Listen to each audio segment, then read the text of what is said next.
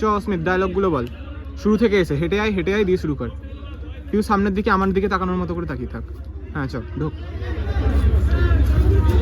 আচ্ছা দাদা, একটা কথা জিজ্ঞেস করবো, কিছু মনে করো না। বল।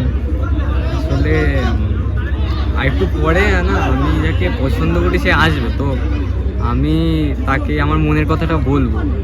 কীভাবে বললে ঠিক হবে বলো তো? বলো তো কীভাবে বলবি ভাই, সেটা আমি কী করে বলি বলতো। অ্যাকচুয়ালি কী বলতো, যে এইভাবে আমার প্রপোজালটা হয়েছে না, সেটা একটু অন্যরকম। আমি তাকে চিনতাম বহু বছর ধরে, বুঝলি, অনেক দিন ধরেই চিনতাম। এবার সে আমার খুব ভালো বান্ধবী। একদিন যখন রাস্তায় আমরা হেঁটে যাচ্ছি একটা রাস্তা দিয়ে, তখন হঠাৎ করে আমি বলে উঠলাম যে কি ভাল লাগে না বলে এরকমভাবে হাঁটতে, একসাথে দুজন হাঁটছি। তখন বললো হ্যাঁ ভাল লাগে তো। আমি তখন বললাম যে এইভাবে কি আমার সাথে সারা জীবন হেঁটে যাবি? কিছুক্ষণ ভাবলো, বুঝলি, ভেবে বললো হ্যাঁ নিশ্চয়ই, কেন না। এইভাবেই আমার প্রপোজালটা হয়েছিল।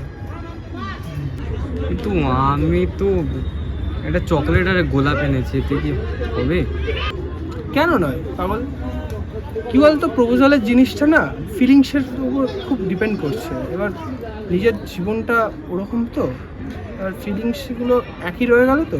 আর আমি যেভাবে প্রপোজ করেছি সেটাও একরকম, হ্যাঁ তুই যেভাবে করতে চাইছিস সেটাও একরকম, কিন্তু ওর ফিলিংসটা না ওটা থেকেই যায়, ওটাও কোনো প্রবলেম হবে না। আচ্ছা আচ্ছা, থ্যাংক ইউ। ঠিক আছে। সোজা বেরিয়ে যা। আর একদিন থাকতো, একদিন যাবে না।